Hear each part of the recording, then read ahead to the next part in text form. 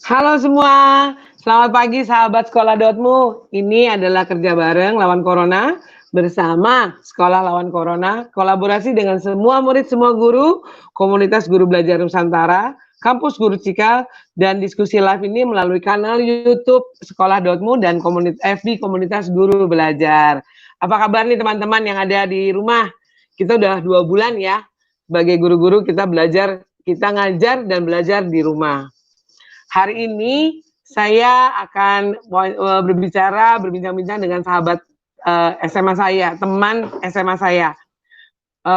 Beliau ternyata ketika kita ketemu setelah itu beliau itu sudah mempunyai robotik. Keren ya, bisa punya robot loh. Robot itu pikiran saya itu udah kayak misalnya kayak Voltus zaman saya kecil dulu. Oke, untuk mempersingkat waktu, saya panggil ya yang punya robotik Indonesia, Bu Yuli.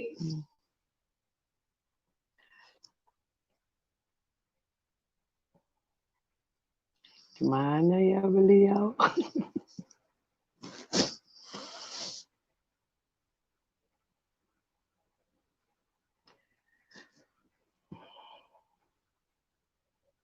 Bu Yuli.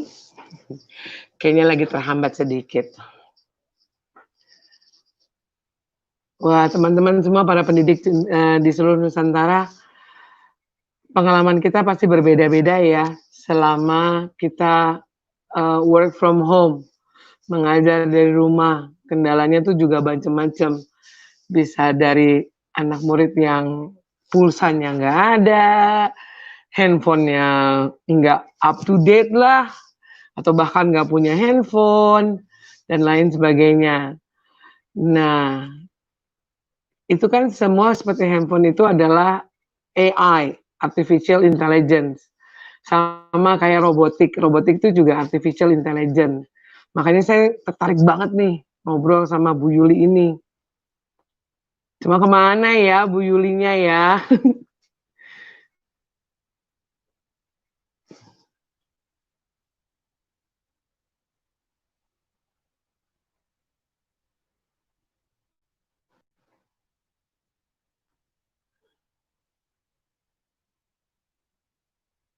Kita tunggu sebentar ya teman-teman.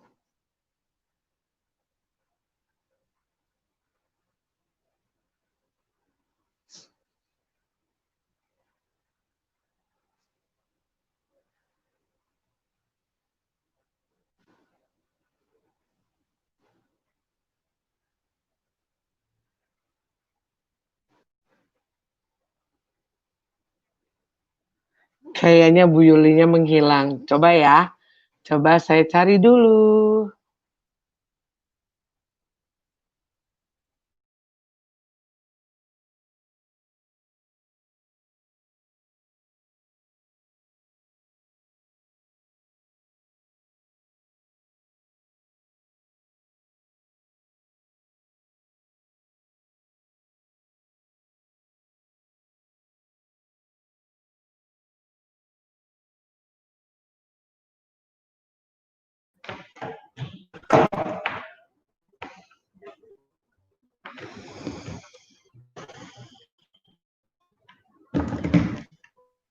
Nah, Ibu Yuli kemana aja?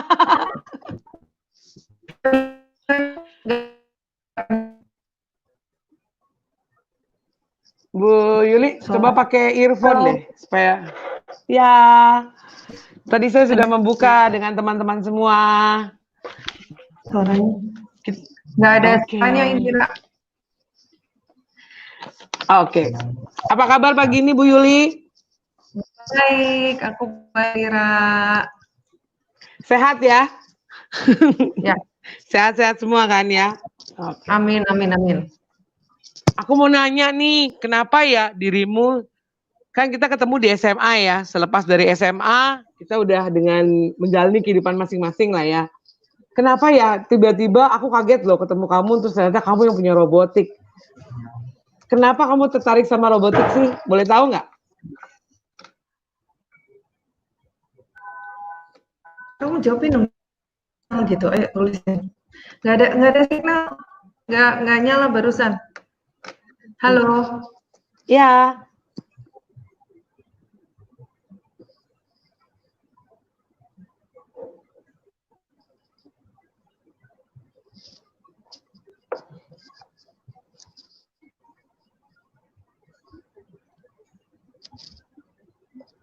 Halo Bu Yuli. Hai. Hai. Gimana nih? Nggak ada. Jadi kamu di awal tuh nggak tertarik gitu sama robotik? Di awal bukan nggak tertarik, tapi memang nggak tahu ada kata robot. Kalau bicara Terus yang 16 tahun itu kita terus nggak tahu bahkan ada kata robot. Jadi terus yang bikin dirimu tahu? nggak tertarik, cuma nggak tahu ada kata robot. Oke. Biasa.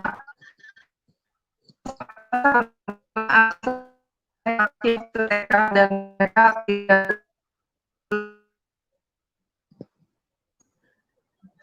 Halo, bisa dengar ya? Ya. Okay. Tadi agak pecah-pecah, agak robotik gitu suaranya. Agak. Coba diulang lagi, Bu.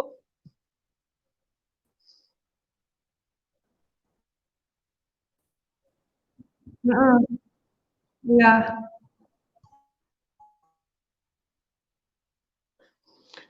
Terus jadinya kapan nih mulai kita masih perlu mati terus.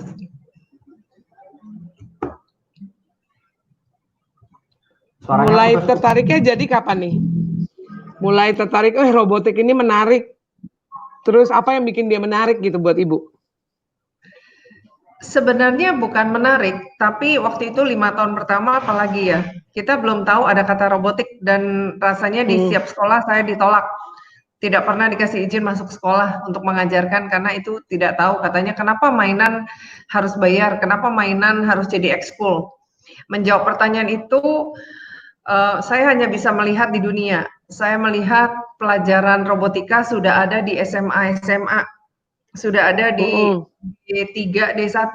Jadi melihat itu saya pikir negara berkembang seperti Indonesia pasti membutuhkan suatu saat. Itu aja sih yang bikin saya tidak menyerah.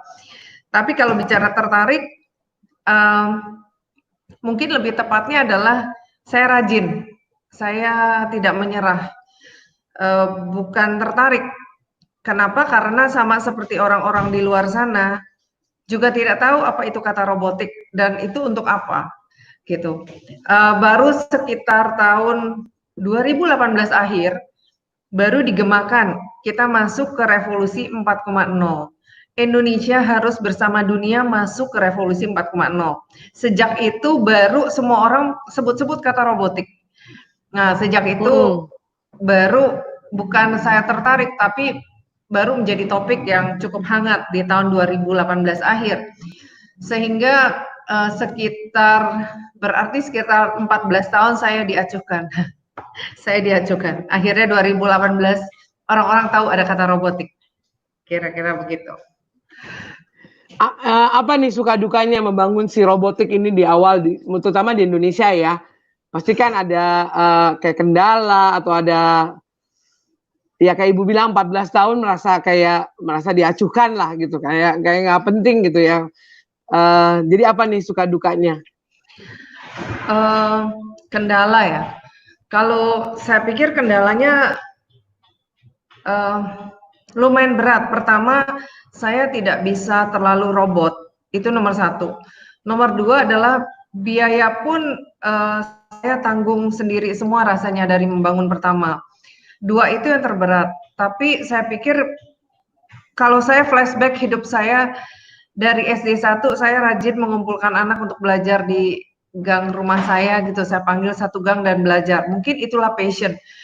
Sehingga walaupun tidak diperhatikan, walaupun didiamkan, tapi kita nggak pernah bisa stop. Kalau memang itu rencana Tuhan dalam hidup kita dan kalau emang itu sudah nasib kita, mia kita untuk mengajar gitu ya. Jadi yang pasti adalah saya rajin, saya komit, saya tidak pernah diajarkan untuk menyerah. Jadi sebisa yang saya lakukan, saya enjoy it, saya jalankan pelan-pelan sampai akhirnya ada rumah robot dibangun lagi memang kedua kali. Iya. Bu Yuli bisa ceritain nggak gimana dari awal banget gimana robotik pertama ini robotik kedua yang sekarang ya. Indira, Robotik pertama suaranya itu nggak terdengar. gimana? Halo? Oke. Ya, coba saya ulangi lagi. Bagaimana Halo?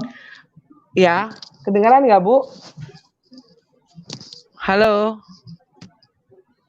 Indira mati suaranya. Halo? Oke, halo, kedengaran nggak? Ya, nah, sekarang kedengaran lagi. Oke. Jadi kan ini udah kayak Ibu bilang 14 tahun tadi ya. Terus ini udah robotik kedua. Boleh cerita nggak? Dari awal milih robotik, buka robotik di Indonesia, kerjasamanya bagaimana, terus berjuangannya bagaimana, terus kenapa ada tempat kedua, bagaimana dengan tempat pertama, itu gimana? Boleh diceritain nggak? Benar. Jadi waktu masa-masa 16 tahun yang lalu yang kita tahu adalah ekstrakurikuler. Nah, sehingga pemikiran saya adalah sesimpel kita masukkan jadi pelajaran. Kayaknya dia menghilang mendadak. Maaf ya teman-teman, ada technical difficulties. Sabar ya, sebentar ya.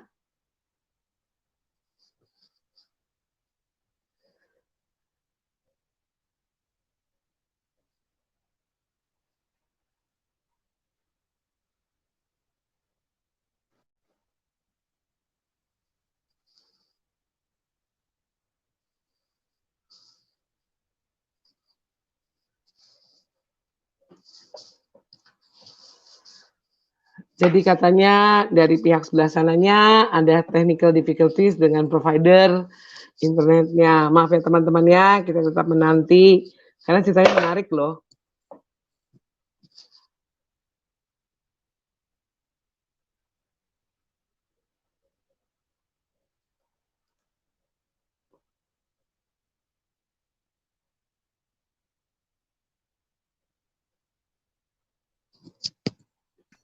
Halo, ya nah, baru nimbul.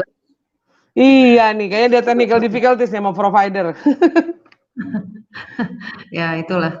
Berarti manusia masih diperlukan offline. Belum. Berarti Indonesia online di Indonesia. Di Indonesia robotnya ya. AI-nya masih harus sebagian dari kesusahan. Ya, inilah kesusahan, salah satunya kesusahan yang tadi ditanya apa kendala. Nah, ini kendala besar banget. Lihat, kita putus-putus kan bicara, itu udah kendala ya. Signal baru lumayan bagus sekitar 3 tahun yang lalu. Jadi kalau kita bicara 2G, waktu saya mulai itu 2G. Saya mulai bahkan belum 2G.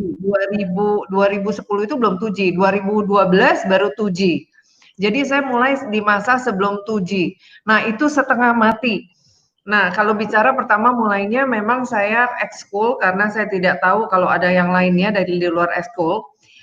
Sambil mempelajari bahwa ternyata bisa jadi intra ya di luar ekskul. Nah, dari ekskul saya masuk ketok pintu satu sekolah, tapi karena tidak mungkin guru saya untuk ngajar ekskul ke semua sekolah, akhirnya dibuka rumah robot di tahun 2011. Itu yang saya katakan 2G mulai, di mana robot saya sering mati signalnya dan tahu-tahu off. Kenapa begitu? Karena robot-robot saya sudah artificial intelligence, jadi mereka butuh signal yang 3G waktu itu at least 3G. Jadi kita lumayan tertinggal satu generasi dari luar negeri. Ya robot sering tiba-tiba putus kayak tadi, dan kalau robot koneksinya putus dia jatuh dari jalan atau dia jatuh. Nah itu banyak sekali kerusakan yang saya alami di zaman itu 2011 sampai 2014. Memang itu tutup karena tidak tutupnya itu bukan karena nggak laku, sekolah banyak sekali, tapi memang mallnya tidak didirikan Tamrin City untuk pelajaran. Mall itu adalah mall jualan UMKM ya, seperti kita tahu di Tanah Abang. Jadi memang kita stop karena sudah penuh untuk tempat jualan, bukan sekolah. Nah itu kira-kira kenapa saya stop. Tapi saya tetap berjalan ke sekolah-sekolah. Dari sana saya belajar bahwa tidak hanya ekskul nih, kita harus memperjuangkan untuk intrakurikuler. Sehingga 4 tahun ini saya sudah masuk di intrakurikuler. Dari TK sampai SMA. Jadi di sekolah angkatan udara gitu ya, angkatan laut. Nah, itu kita masuk sebagai intrakurikuler. sehingga ada rapotnya, ada penilaiannya. Setelah masuk intrakulikuler, saya merasa bahwa kali ini benar-benar nih rumah robot dibutuhkan. Nah, back again. Ya back again. Nah, jadi aku bangun lagi di 2019 setelah masuk intra, ada rumah robot lagi. Kali ini bertambah servisnya, kita melayani BLK, Balai Pelatihan. Jadi Oh, oke. dari pemerintah ada pembelajaran dari 2 minggu sampai 45 hari untuk mereka dapat sertifikat, dan habis itu yang dari SMA tidak bisa melanjutkan, SMK mereka bisa kerja setelah mendapat sertifikat dari tenaga kerja, Kementerian Tenaga Kerja, yaitu Balai Latihan Kerja. Nah, kira-kira begitu berjalan sampai saat ini. Nah, berjalannya waktu ternyata kalau kita melihat robot itu bukan hanya robot edukasi. Mungkin robot pertama yang dikenal oleh masyarakat umum adalah robot industri, di mana di pabrik-pabrik yang kita nggak lihat sebenarnya semua sudah robot. Lalu masuklah pembelajaran robot edukasi. Nah, setelah itu robot service. Nah, itulah robot service yang sekarang robot saya dipakai oleh RSPJ. Robot EMI dan TEMI itu untuk melayani pasien dan membantu tugas dokter.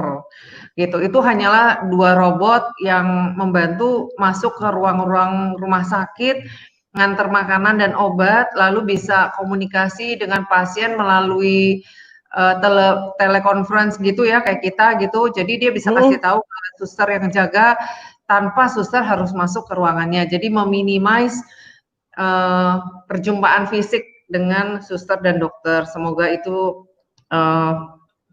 mempermudah ya, tidak penularan dan segalanya. Yaitu pertama kali digunakan karena RSPJ memang dikondisikan untuk yang berat COVID, coronanya. Kira-kira begitu. Keren. Wah, Ya, jadi lalu robotnya itu kita masuk work ya? from home. Keren. Work from home. Robot masuk ke sana, jadi robot masuk ke bilik-bilik karena robotnya sudah diatur bisa masuk ke pintu-pintu kamarnya ke pasiennya dan menyapa pasien. Wah, Gitu. keren tuh. Udah berapa banyak kira-kira Iya. robotnya? Baru 2 itu ya, si TEMI dan Baru di RSPJ baru 2, tapi sekarang kita lagi develop beberapa robot. Kendalanya tentu saja di harga. Saya harus akui bahwa banyak yang takut bahwa robot itu mahal. Mungkin itu yang menjadi kendala tidak masuk yang dari luar negeri ya. Tapi sebenarnya tidak terlalu mahal, hanya mungkin ketakutan kita aja, teknologi itu susah, teknologi itu mahal, itu yang ada di kepala kita. Tapi sebenarnya kita harus mulai menerima, menyamankan diri bahwa sebentar lagi memang society 5.0, apa itu 5.0, di mana kita harus bersahabat sama robot-robot. Sehingga tolong hilangkan pikiran negatif tentang teknologi dan robot-robot itu. Mau tidak mau kita harus masuk ke era kita harus bersahabat dengan mereka. Jadi saya berterima kasih kepada RSPJ, susternya di tengah kesibukan mereka, kepanikan mereka untuk mengurus pasien, mereka mau ambil waktu training, belajar cara menggunakan robot itu. Saya pikir itu bukanlah sesuatu yang mudah, memang dipaksa. Sesuatu yang dipaksa sampai akhirnya kita mau tidak mau menerima. Gitu. Wow. Ya, itu juga untuk meminimais kan sekarang juga banyak ya tenaga medis yang udah mulai berjatuhan gitu ya gara-gara kontak fisik langsung. Tapi dengan adanya robot ini malah itu untuk membantu meminimais ya. Dan meminimais juga itu kalau bicara robot saya, tapi sebenarnya banyak robot industri seperti pengecekan darah, di mana manusia nggak mungkin bisa ngecek ribuan tes darah, sedangkan satu hari bisa sekitar 6.000 sampai 10.000 yang harus kita cek pada masa itu ya, yang sedang berat-beratnya. Nah, kalau tidak dibantu robot, hasilnya langsung by komputer semua. Mana mungkin kita manusia bisa melakukan itu semua? Itu yang terkecil ya, kira-kira begitu. Jadi sudah ada juga tes lab darah robot di RSPJ. Nah, sebentar lagi akan dibuka lagi rumah sakit COVID yang baru itu di Simpruk. Kalau memang belum mendengar, habis dari cuti bersama ini akan dibuka lagi. Kita berdoa segera berlalu. Karena penderitanya juga makin lama masih meningkat ya. Kita belum kurva turun, tapi masih kurva naik sih ya. Sebenarnya masih kurva. Kalau saya being honest, saya memang tidak tahu detail persisnya, tapi dengan dibangunnya rumah sakit ini, kita harus berasumsi ya mungkin masih diperlukan untuk pasien-pasien selanjutnya dan Iya, kira-kira memang ya itu, kita harus bersahabat seperti akhirnya keluar kata-kata bahwa kita harus bersahabat dengan virus corona ini gitu kan. Eee, Sama, berarti kita harus bersahabat dengan teknologi. Karena itu yang Iya. bisa menolong satu bangsa untuk naik tingkat. Pendidikan, karakter kita, dan teknologi. Saya pikir 3 hal itu yang membawa bangsa itu naik pada saat ini, gitu. Menurut Bu Yuli nih, saya kan pernah nonton di kartun-kartun gitulah ya, di masa depan itu kayak guru-guru mereka pun dari robot. Itu memungkinkan nggak sih kalau menurut Bu Yuli? Loh, itu sudah mulai, anak TK sudah diajar oleh robot. Karena anak TK Wow. pelajarannya masih itu-itu saja, cerita rakyat gitu ya, lalu matematik yang simpel, jadi mereka sudah diajar oleh robot. Mengapa robot? Yang mau disampaikan message-nya adalah dengan melihat robot ini bergerak, dengan melihat robot ini bersuara, bernyanyi, atau bisa sensor jarak, sensor sentuh, itu murid-murid TK berimajinasi, mereka menjadi kreatif loh. Kok bisa begini? Kok bisa begini? Mengapa bersuara? Mengapa diam? Mengapa bergerak? Mengapa mendekati kita? Nah, kata mengapa itu, why, what, how, itu membuat anak-anak TK jadi imajinatif dan diharapkan bisa menciptakan robot yang lebih hebat daripada yang sekarang ini. Itu yang diharuskan di pemerintah Korea pada saat ini. Saya berharap Indonesia akan menerapkan yang sama karena memang kita udah butuh teknologi buat bangsa ini. Ya. Wow, TK di Korea sudah pakai robot ya? Wah, hebat Diharuskan, sekali. diharuskan. Tujuannya agar Wah. anak bisa berimajinasi, itu bisa berkreativitas. Tujuannya lebih kepada ke sana sih kalau di sana. Tujuan goal-nya. Iya. Sekarang Karena robot ini nih buat dirimu pribadi nih ya, maksud aku, seberapa pentingnya sih sekarang si robotmu ini? Menurut saya ini sekarang saya bukan bersyukur dengan keadaan corona, tapi saya pikir-pikir memang perlu ada penjernihan atau pembumirataan seperti ini, di mana semua negara sama, kita tiarap semua dan kita harus bangkit sama-sama. Di bidang saya pendidikan, saya merasa nanti Agustus kalau kita mulai sekolah lagi atau nggak tahu Juli atau Agustus, kita sudah mesti siap dengan pola-pola pembelajaran yang baru. Orang tua yang tadinya tidak mau belajar online atau tidak ngerti Zoom itu apa dan semua, they have to know. Papi tolong downloadin, dan papinya nggak bisa berkata, papi nggak bisa nak, gitu, nggak mungkin. Jadi orang tua, mami-mami yang dulu tidak mau belajar, akhirnya mau. Guru-guru yang tadinya enggan harus mau, karena kalau enggak itu nafkah mereka. Dan kalau kata penting, mungkin saat ini bukan penting. Jadi seperti matematik, nggak usah ditanya lagi apakah matematik penting gitu. Tapi ya you must learn. Kalau enggak tidak hidup. Seperti robot-robot ini. Jadi kalau dulu dikatakan boleh memilih lah bisa atau enggak. Tapi kata robot itu sendiri menurut saya bukan melulu harus bisa bikin robotnya. Seperti handphone kan kita nggak bisa bikin handphone. Tapi kita harus tahu bagaimana ngecas handphone ini agar nyala dan bisa kita gunakan. Kira-kira itu. Lalu kalau kita nggak suka dengan aplikasi-aplikasi yang ada di handphone ya kita nggak usah download. Tapi yang kita suka kita download, kita enjoy. Iya, Jadi betul. robot pun dibikin makin mudah sehingga makin user friendly. Nah, saya pikir karena makin banyak yang gunakan. Nah, jadi sekali lagi itu bukan penting lagi, tapi sudah menjadi keharusan pada saat ini. Saya lihat itu sehingga mau tidak mau kita harus berkawan menerima Iya mereka sih. teknologi. Karena Iya. udah esensial banget ya berarti ya. Yes, sudah esensial banget. Kira-kira kalau untuk di Jakarta sendiri nih sudah banyak belum ya yang mulai mengenal atau memasukkan kurikulum atau robotik ini ke dalam kurikulum sekolah mereka? Udah Kembali banyak lagi belum? begini, sebenarnya 4 tahun ini hampir semua sekolah, of course kalau saya jadi kepala sekolah, saya pemilik sekolah atau saya jadi guru, saya mau memasukkan sesuatu yang baru dan diperlukan, apalagi dengan Iya. bukti-bukti yang sudah diberikan. Tapi kembali lagi tidak ada uangnya kan gitu, untuk labnya mahal lagi gitu ya. Untuk muridnya ada perdebatan apakah orang tua akan mensupport, nanti sekolah dikomplain. Nah, jadi dengan adanya saat ini di mana tidak usah apa sih? Tidak usah seperti dulu teks amnesti, kita harus menggembar-gemborkan apa itu teks amnesti. Nah, sekarang ini juga nggak usah digemborkan, kenapa harus punya kuota, kenapa harus belajar robot. Dengan sendirinya mereka orang tua sudah ngerti. Jadi kalau nanti guru bilang, kita sekolah mau bikin lab robot, saya rasa tidak ada perdebatan lagi. Saya rasa oke, buka kelasnya tidak ada perdebatan lagi. Kuotanya bagaimana? Atau bagaimana, kenapa kami harus orang tua belajar? Saya rasa nggak ada pertanyaan itu lagi. Pertanyaannya adalah, oke Bu, ajari saya. Nah, kata-kata mau belajarnya itu yang kita akan naik tingkat sama-sama. Orang tua dan anak juga guru juga yang punya sekolah, kayaknya kita akan bangkit bersama-sama, belajar bersama-sama. Itu yang sangat menyenangkan. Kalau sekarang kalau nggak salah robotik ada kurikulum juga Bu ya, yang digunakan ya. Itu dari umur berapa sampai umur berapa ya? Dari TK, ini saya kasih lihat. Ini SMA sih, yang ada di saya ini SMA, bahkan SLB. Wow.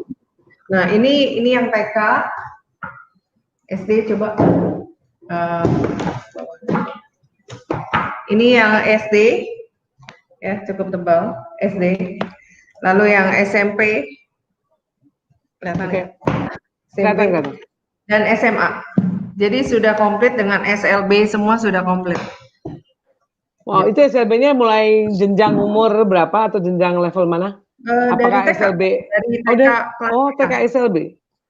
Kalau TK itu dari umur berapa ya, Bu? SLB, SD-nya. Umur sama, umur 5 tahun. Jadi mereka mengikuti standar kita, student biasa. Oh, 5 tahun berarti ya? Wow. Ya, 5 tahun. Kira-kira nih secara briefly aja, 5 tahun kira-kira belajarnya apa sih, Bu? Jadi kita semua yang mana ya, benar coding segala ya. Udah saya bilang siapin. Saya ntar kasih lihat alat-alatnya sebentar. Saya kasih lihat ini. Bisa bilang siapin.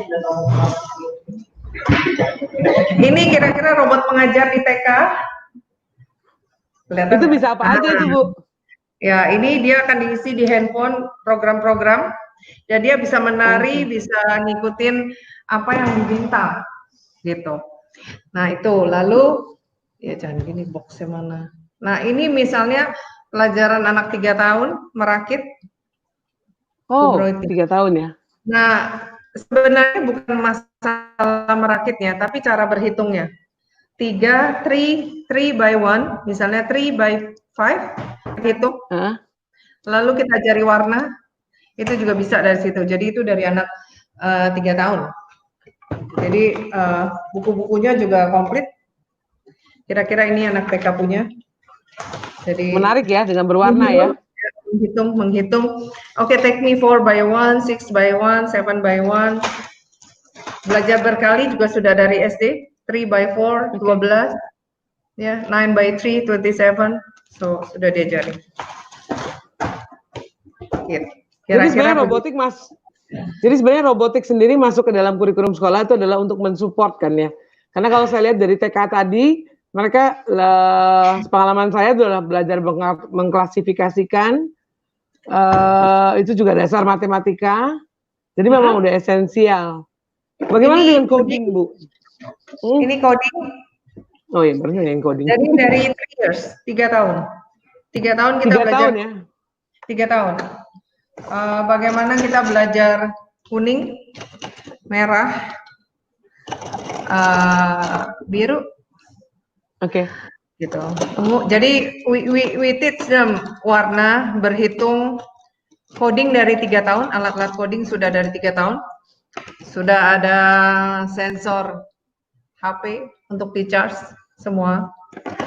So, ini anak-anak belajar TK. Oh, oke. Jadi sudah STEM. So, STEM, ya. Iya, sudah dari 3 tahun kita belajar programming. Jadi jangan sampai kalah sama robot. Zamannya mereka, zaman yang nanti kita nggak tahu zaman apa lagi. Dari 3 tahun sudah belajar coding, lalu ada corona yang setiap hari kita mesti Zoom meeting. Ini zaman kita yang tua ya. Bagaimana anak 3 tahun, another 40 years, 40 tahun ke depan. So, iya sih. Kita harus mempersiapkan mereka untuk Ya kan? pekerjaan-pekerjaan yang belum ada sekarang. Iya, teknologi yang akan berkembang di 40 tahun kemudian. Wah, emang harus disiapkan dari sekarang ya, karena banyak negara juga yang saya sering ngobrol dengan mereka. Ketika saya ngobrol soal coding, ada satu negara, teman saya dari satu negara bilang, kalau di negara saya coding itu dari TK. Saya cukup amazed sih waktu itu. Wah, alangkah terlambatnya, tapi lebih baik terlambat ya dimulai dari sekarang dibandingkan tidak sama sekali. Ya, jadi ini memang dari 3 tahun. Ya, kelihatan. Jadi bahkan sekarang Lego mengeluarkan dari 2.5 years, 2,5 tahun. Belajar coding dari 3 plus ya? Oh, oke. No, 2.5, di bawah 3 tahun malah. Karena anak umur 1,5 tahun lihat deh, mereka dikasih iPad nggak usah diajarin. Nanti besoknya dia ngajarin kita. Dia sudah hafal. Iya sih. They remember titik-titik icon itu ada di mana. Kalau kita nyari icon lama banget, bisa 2 menit. Mereka 2 detik. Mereka tahu icon Zoom kayak apa, icon WhatsApp kayak apa. Mereka ngajarin kita. Itu anak 1,5 tahun. Jadi 2,5 tahun sudah bisa diajari coding. Wow. Yes. Ayo. Gitu. Jadi memang di dunia pendidikan menurut dirimu memang urgent ya? Urgent, bahkan sudah urgent banget ya. Everything is computer. So ini sudah 10 tahun yang lalu. Ya, this is 10 years ago. So 10 years ago anak 7 tahun sudah punya komputer. Sekarang anak 3 tahun sudah punya komputer.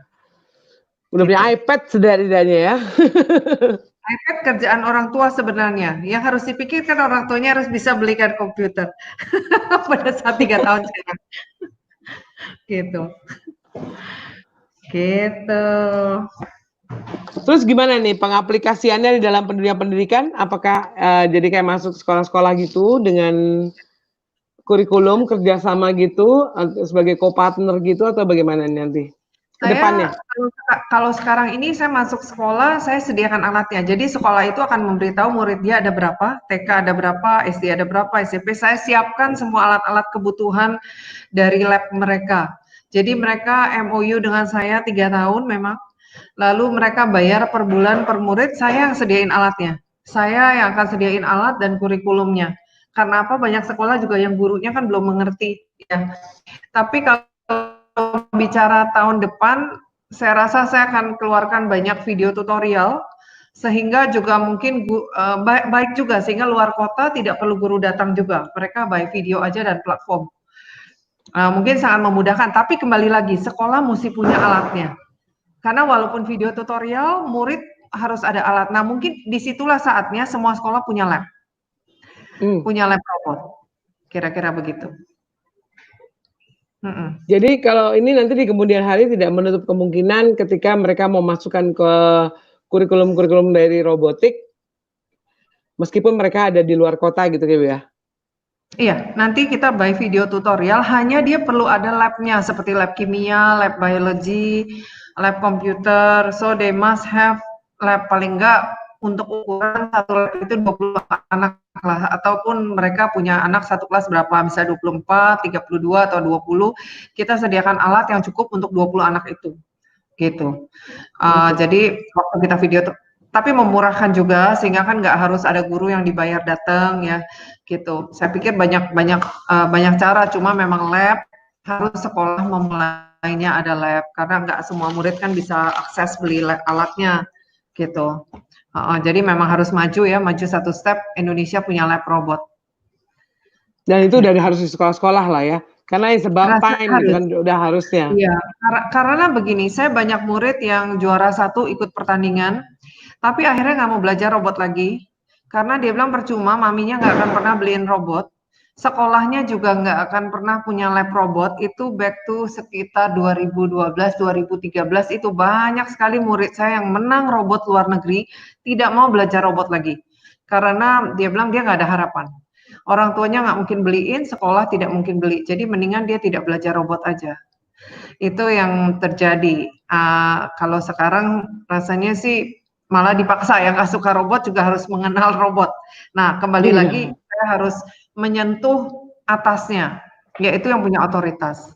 Yang punya otoritas, yaitu yang punya sekolah, mereka harus, walaupun mereka nggak ngerti, tapi percaya saja bahwa ini dibutuhkan anak-anaknya, karena anak-anaknya ya beda dengan kita. Memang kita memikirkan uang, tapi tolong dipikirkan caranya bagaimana agar win-win. Karena anak-anaknya sudah membutuhkan robot ini, teknologi ini, gitu. Ada Tapi kemungkinan tahu nggak nggak kalau untuk hari ini ada launching karya anak bangsa? Kapan? Hari Hari ini ini ya? ada launching karya anak bangsa.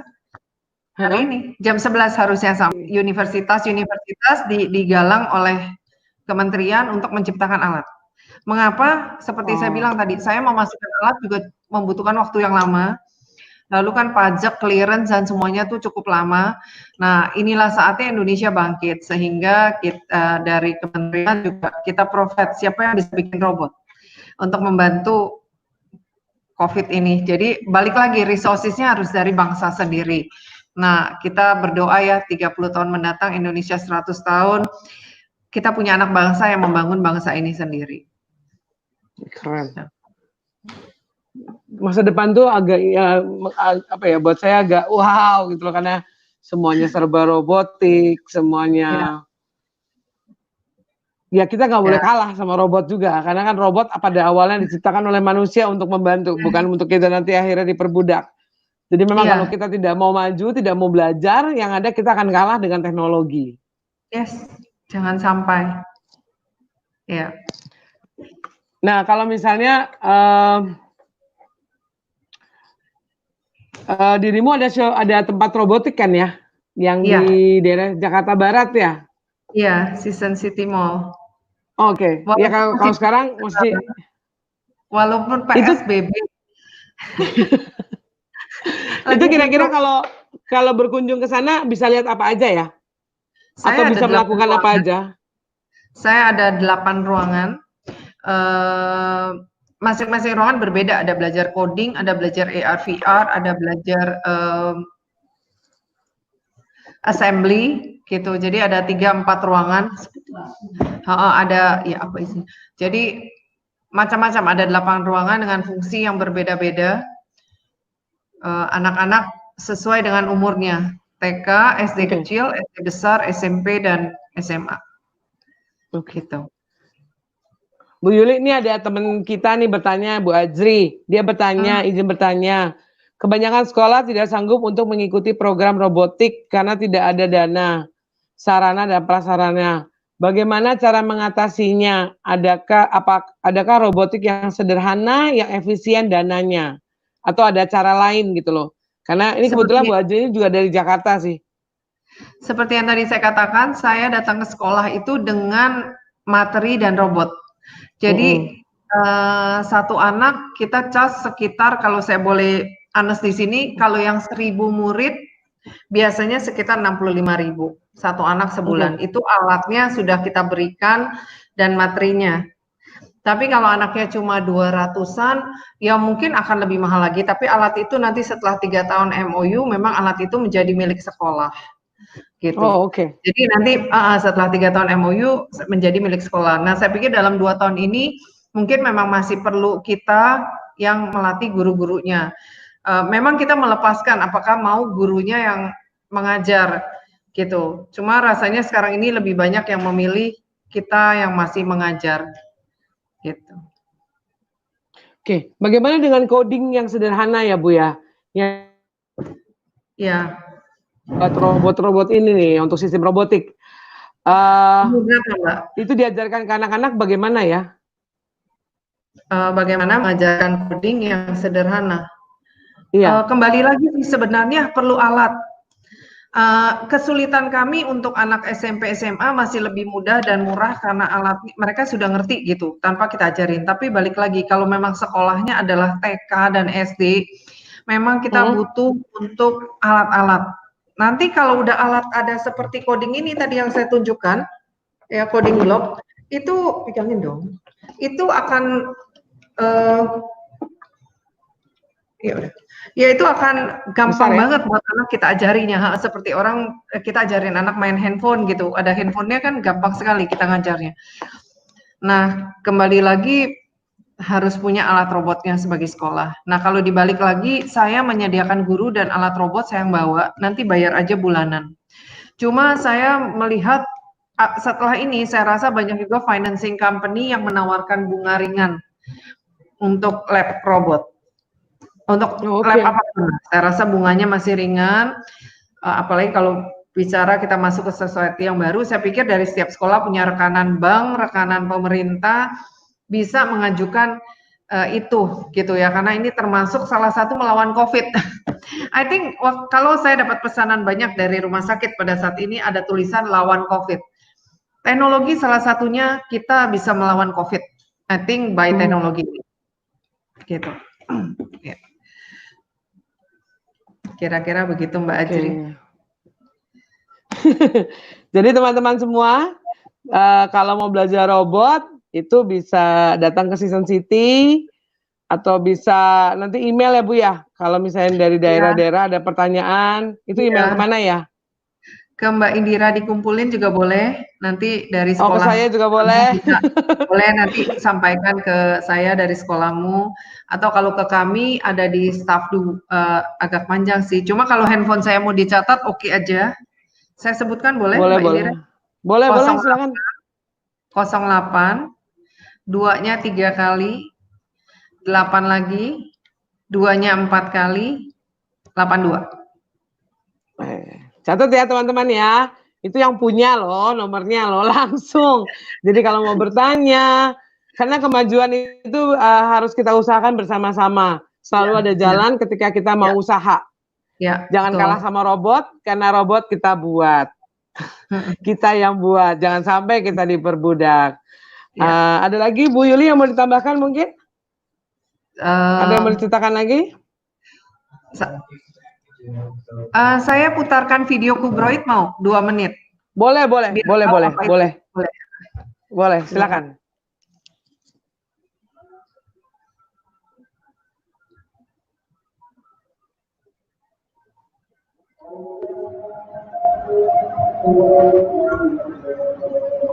Nah, ini kamu video ini pas begini kita kasih ke Mac.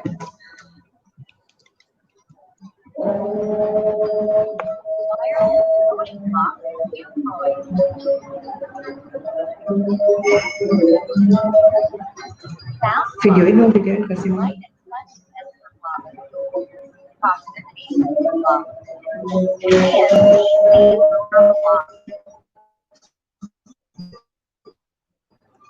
LED clock, light and touch sensor block, and master block. Anyone can enjoy building robots and coding without any problem. Even children who do not know about coding at all can enjoy coding as a play with Cubroid's straightforward and easy-to-use coding application. Cubroid coding blocks are completely wireless and do not require any connection wire. Enhance children's imagination using blocks with 7 functions.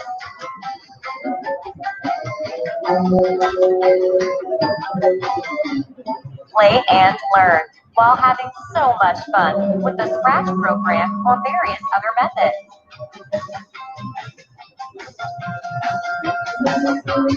And solve various problems.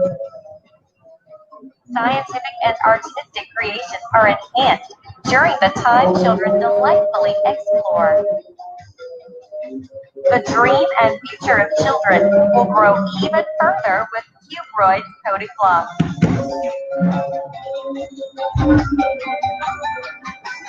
Realizing imagination. STEAM education. With Cubroid.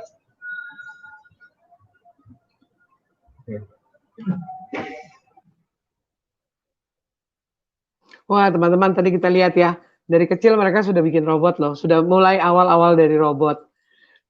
Mereka di-encourage dan dipacu untuk berkreatif, karena kreativitas nggak akan bisa dibunuh, tapi kreativitas bisa ditingkatkan. Sekarang kita sebagai guru, kita bisa apa dengan mereka? Apa yang bisa kita lakukan untuk mempersiapkan mereka untuk pendidikan di masa depan? Ada lagi Bu Yuli videonya atau cuman yang tadi? Tapi keren sih ya anak-anak itu ya. Yang itu yang Ami aja, Emi. Sebentar, oke, ada satu lagi. Yang Emi melayani. Oke.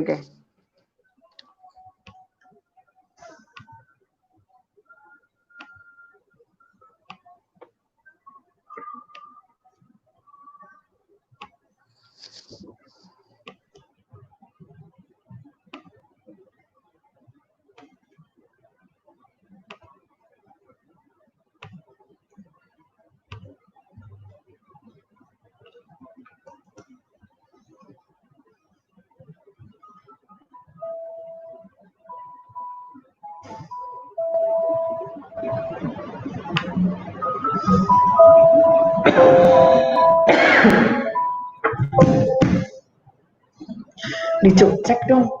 Hamin lo di mana?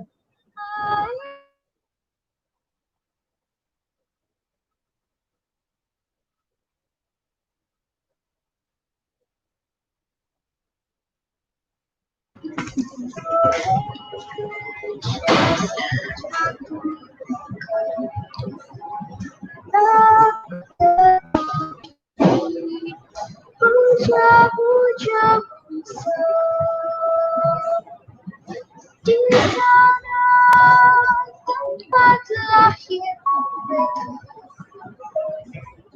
dibuat dibesarkan Bagi saya udah ayam. di hari itu lahirkan waktu mata.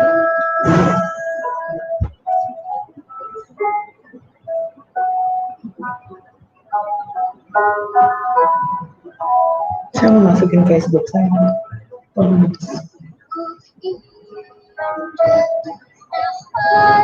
lagunya mereka banget. Lagunya mereka banget.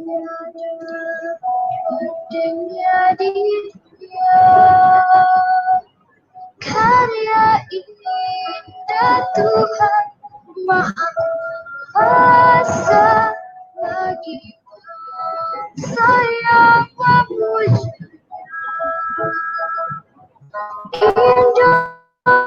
Indonesia ibu hati, kau ku puja, kau ku kasihi.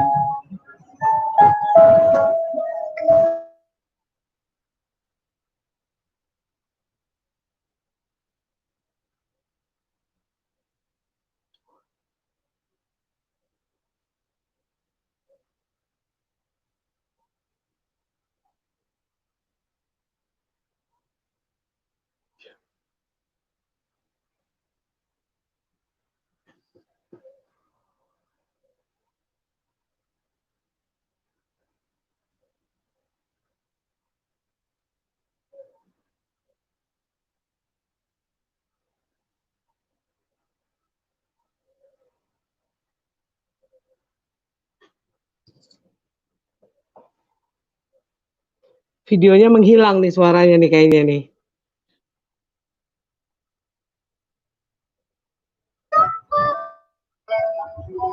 Bisa. Ini yang namanya siapa nih Bu Yuli nih? Ini si Emi atau siapa ini? Oh, Emi. Ini Emi.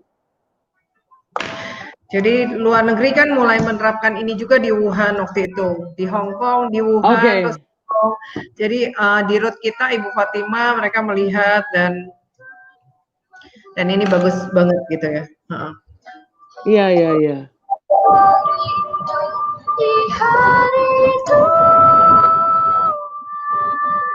Ini sedang apa dia? Ngantar makanan ya? Iya, ke bilik-bilik. Jadi udah di set up untuk dia bisa ngantar makanan ke bilik-bilik. Nanti kalau dia perlu dicas, dia akan balik sendiri ke tempat chargernya. Itu kita lihat. Dia akan balik badan, dia akan ngecas sendiri. Kalau dia sudah selesai tugasnya atau baterainya habis, dia balik badan sendiri dan dia ngecas diri sendiri. Sangat komitmen ya. Wow. Pinter banget ya. Dan dia tahu di mana kan, nggak bingung gitu ya. Kita udah set it. Dia tahu letaknya persis. Makanya kelemahannya adalah pasiennya tidak boleh pindah-pindah. Kalau kita sudah namakan pasien Linda, misalnya di bed itu ya harus Linda gitu. Karena kita udah set di robotnya. Gitu. Jangan pasien Linda Selain jadi antar Selain nganter makanan bisa apa lagi dia? Selain nganter makanan, apakah memang tugasnya nganter makanan kalau Emi? Ya, kalau Emi obat, makanan, memang itu robot restoran sebenarnya. Emi itu robot Oh, untuk oke. restoran sebenarnya. Jadi kita nggak pernah siap dengan robot COVID. Nah, yang sejak COVID baru diciptakan robot desinfektan, lalu ada robot ventilator. Nah, tapi sebelum itu kan kita nggak pernah menyiapkan robot untuk desinfektan. Itu robot emang untuk rumah sakit, untuk hotel gitu. Tapi disinfektan ventilator udah ya masuk ya? Karya anak bangsa. Karya anak bangsa sudah diciptakan yang hari ini itu ada dari ITB, ITS, UI, mana lagi ya, BPPT. Jadi ada banyak yang melaunching. Kita kalah ya bersyukur. sama luar negeri ya. Indonesia hebat anak-anak bangsa. Selalu menang Indonesia kalau keluar negeri pertandingan robot. Jadi saya selalu bangga nganter. Karena pasti menang. Keren. Amin. Amin, amin. Mudah-mudahan pendidikan kita makin maju, nggak kalah dengan negara-negara luar ya Bu ya. Semua dipersiapkan dari sekarang sehingga masa depan yang lebih baik. Pendidikan yang lebih baik untuk masa depan yang lebih baik. Iya. Terima kasih ya Bu Yuli atas hari-harinya hari ini. Terima kasih. Berkat kita. Ya. Terima kasih. Bye.